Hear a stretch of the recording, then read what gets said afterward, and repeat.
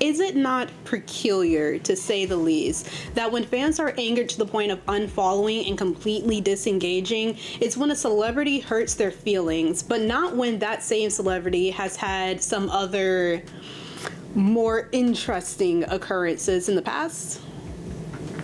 That's not what this video is about, because I don't personally care about that.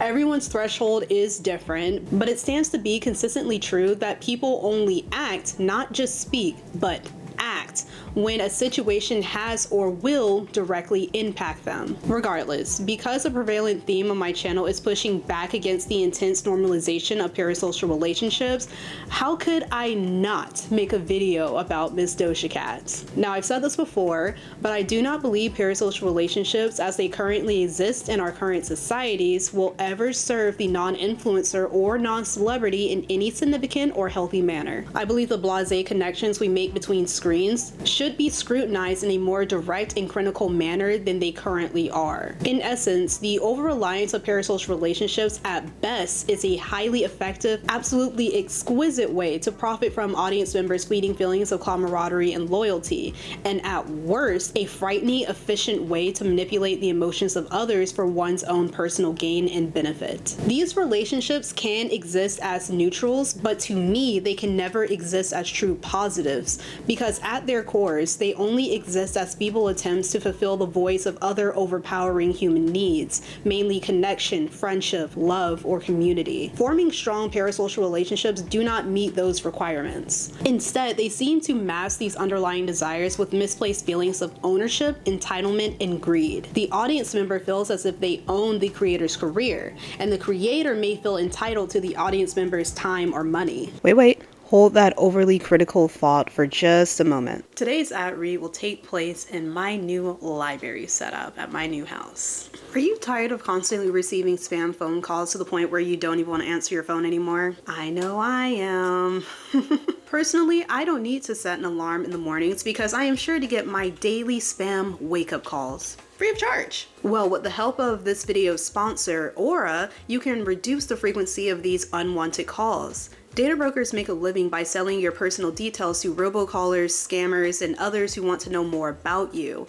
Legally, brokers are required to remove your information if you ask them to, but of course, they're gonna make this process a little bit more difficult to do. Aura helps by identifying data brokers, exposing your information, and submitting opt-out requests on your behalf, so you don't have to worry about going through those taxing processes anymore. Aura also does so much more to protect you and your family from other online threats that you cannot see. The setup process is super simple and everything comes down to an affordable price, so you can avoid downloading numerous different apps for parental controls, antivirus protection, VPNs, password management, identity theft, and more. Online safety shouldn't be strenuous, so let Aura do the hard work for you so you can focus on the things in your life that you actually care about, with peace of mind. So you can either let people continue to exploit and profit off of your private information, or you can go to aura.com/unpoeticjustice to start your 2-week free trial. This link is posted down in the description box below, so my degenerates can take advantage of the 14-day free trial offer and help ensure the security of your personal information. Thank you, Aura, so much for sponsoring today's video. Now back to the debauchery. During controversies, no matter how big or small, you'll see groves of fans and onlookers demanding responses from the influencer in question. They feel entitled to an explanation even when the controversy is about a rather serious allegation. I am of the less popular opinion that they do not owe us anything, and that we, as the internet folk, cannot actually hold anyone accountable when it comes to such allegations. Now, it's not to say that we are bad or wrong for wanting to do so. Seeking any form of justice for victims who have been burned or scoffed at by our constantly failing legal systems is an admirable venture. But it is still to say that sometimes people need to get a grip. These folks' relationships have some people acting as if they need to defend an influencer like they are their brother or their sister, or conversely, like they need to destroy the person as if they're a corrupt politician embezzling tax dollars for nefarious purposes. The commonality between these two instances is personal stake. It would be understandable if one wanted to zealously defend a family member, or if one wanted to take down a politician whose sole and only duty is to protect the people. However, when it comes to influencers, we we don't really have any of these personal stakes. So some take the liberty of adding them, usually by projecting our own feelings or experiences onto the parties involved. The culture, we'll call it, has slowly shifted to suggesting that maybe we should create personal stakes and just as fervently demand answers, because that's how we can make certain people with certain allegations that cannot be fully brought to fruition in a court of law be held accountable for their alleged actions. There's a lot of gray here, so I encourage people to reel in their personal emotions and relax a bit, because at the end of the day, these things do not actually involve us, and our options often come down to a simple choice to unfollow or unsubscribe. Injecting every bit of venom and spite into an online situation that you have actually pulled from similar lived personal encounters does nothing but stress you out.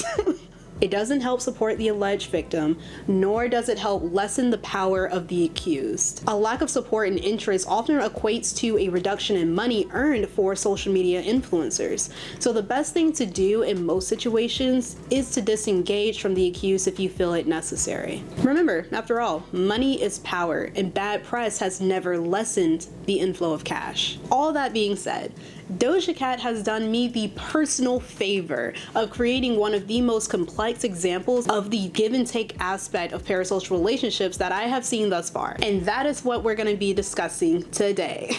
And just so we're crystal clear here, her controversy surrounding her use of slurs, her disparaging remarks towards Lauryn Hill, and her partner's allegations will not be the center focus here. I'm not here to convince you whether or not Doja is a good person. I don't really care. Think what you want. Your bias for or against Doja Cat is not necessarily relevant here. I didn't come here to debate her controversies, mostly because I have no vested interest in fully researching them. What I do want to do is take a look at how she engages with her audience and vice versa, and how this dynamic, as well as the blunt, unapologetic severing of it, has affected the modern day landscape of parasocial relationships.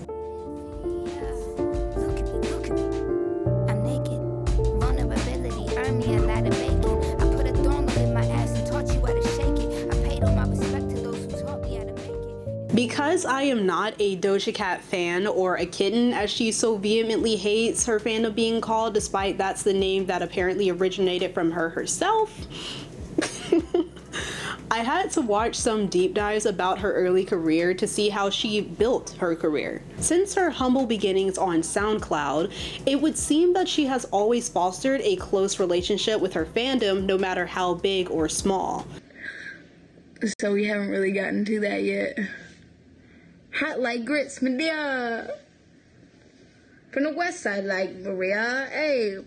Doja's wit, charm, and ability to understand the dynamics of internet culture seem to be factors that made her stand out amongst all the other hot, talented women of the era. Her song Moo is actually a really great example of this. While it's not the type of music that I favor, I could still bop to it and enjoy the song for what it is, something fun-loving and unserious. Doja's persona at the time, via interviews I've watched, seemed to mirror this generalized opinion. She was funny, lighthearted, and unserious. I opened up GarageBand just to see if it would stick, and I just started like putting beats that I found on YouTube into the sessions. I'd be on my mattress on the floor with like a blanket over my head, and I'd like record into the internal mic, and it was just so messy, but people liked what I was doing. Almost a little airheaded, if I may be so bold. My guilty pleasure. There's too many. There's so many. And this could be hindsight jading my perspective, especially since my introduction to Doja was her clash with Lauryn Hill, but the persona she presented in the past seemed so manufactured and one-dimensional to me. If I could describe my music in one word, it would be cute. Nevertheless, Doja was and is very active with her fan base on Instagram with live streams and giving out updates on her current projects. Just overall being more engaged than any pop star we've seen in prior years. Despite some old tweets resurfacing in around 2018-2019, the cracks in Doja's personas seem to become more apparent to her fandom in 2022, particularly when she tweeted that she's quitting music in March of the same year after receiving a good amount of backlash for canceling her set at Parasocial was at Socio Festival due to flooding. The scandal occurred around the same time as her controversy with Lauryn Hill, who is a popular plastic surgery positive channel here on YouTube who conducted a plastic surgery analysis on Doja Cat based on photographs. Doja's response to Lori was none too favorable. 200,000 fucking views on this video by Lauryn Hill. Do my eyebrows up to lift my face. Clearly your eyes are broken, and the biggest surgery you will benefit from is getting your eyes done, bitch, because they are broken. I don't even know if anybody can save you from that. Your vision is fucked. You need some glasses is what you need. You don't need a fucking surgeon. You've done enough. These instances together convinced some that Doja Cat does not handle criticism very well, and others concluded that maybe fame isn't for everyone. Even with these moments online, her supporters stood strongly behind her, though many were disappointed in her. She was not directly coming for the necks of her fans quite yet. And while this period of time may have been a bit baffling to some of the historic kittens, I can see why they were still willing to rock with her, because she has shown before that she is not infallible, and that she could learn and grow. So why wouldn't they hold out for that same hope? I speculate that at least a little bit of Doja's appeal is that underlying sense of relatability to the goofball persona, to the quirky person dealing with trauma and feelings of inadequacies, her overall ability to do what most influencers can only dream of doing with such ease. She's talented and influential first and foremost for the benefit of herself and her craft, not for random ad read of the week. Her influence and fan interactions propagated her growth as a musician. Hold on. It's missing something. It's very repetitive. I feel like all I have right now is that I've added to the sample is bass. So maybe I'm just gonna knock the drums out. Now, I don't really know if certain forms of video creation could be considered an art form, like the popular branches of commentary or more relaxed video essays without the thematics or vlog content. So when creators make that kind of content, you know that it's to pay their bills first and foremost so they can continue to entertain. But is it not different, more personal, more intoxicating to feel like you're supporting someone's true form of art? Music, and the way that it makes us feel, tends to stick with us a lot longer and a lot harder than any YouTube video possibly could. I believe that was a pinnacle and distinctive feeling that Doja was able to effortlessly give her fandom during her initial rise. It's a very unique parasocial relationship she inadvertently created. It's as personable as the ones you would have with your favorite creator, but perhaps a bit more cherished because you feel like you're connecting with her on a deeper level because of how personal music tends to be. Now, I may not know Eddie Vedder, but I do feel like I know the man to some extent and very well because of how soulful and heartfelt his music is. Now, cue the rug pull.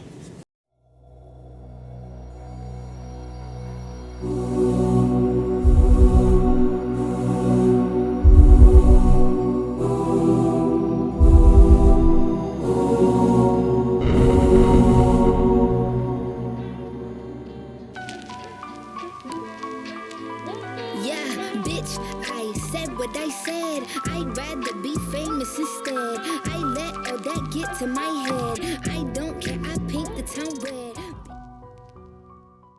Every positive, personable, or loving feeling that a fan could possibly have towards supporting Doja Cat in her musical endeavors were torn apart by just this one tweet. Not because it was rude, no, but because the music that some people connected with is now being denounced by the very artists who created it. Being connected to music isn't about how deep it is or how amazing the lyrics are necessarily. It's about what it makes you think of, whether that be a peaceful or fun car ride with friends, dancing around your room when you're supposed to be cleaning it, or that time that you were practicing some type of big monologue against your arrogant boss at work. Doesn't matter what it is. If it makes you recount or recollect something, you've connected to it, although the significance will differ. There's a level of investment, both financial and emotional, that fans could argue that they've given Doja over the years, an investment that probably now feels fraught due to her big reveal. Even if her statement wasn't true and she was just being a little shit, it does genuinely show her shallow or at least selfish understanding of what it means to connect with music. Just because you, as the artist, may not like it anymore or have grown past it, does not mean your fans do not still enjoy it, even while growing with you. I'm pretty sure Beyonce or Taylor Swift have some hits that they no longer vibe with too much, but probably still perform them anyway because they know their fans love it. That's the push and pull relationship Doja Cat and really all artists form with their bases. Sometimes they continue to perform things that they no longer like, and sometimes we support albums that are experimental and maybe are not their best. That's part of what it means to be on a parasocial creative journey. I could definitely see this becoming a problem if the fandom will not allow the artist to grow, and this is where people can correct me here, I didn't really see much of that criticism going towards Doja music-wise. I've seen people weirdly criticize her new look, which I actually very much like. It's very punk. I've seen people try to utilize the satanic panic arguments or some shit about the Illuminati,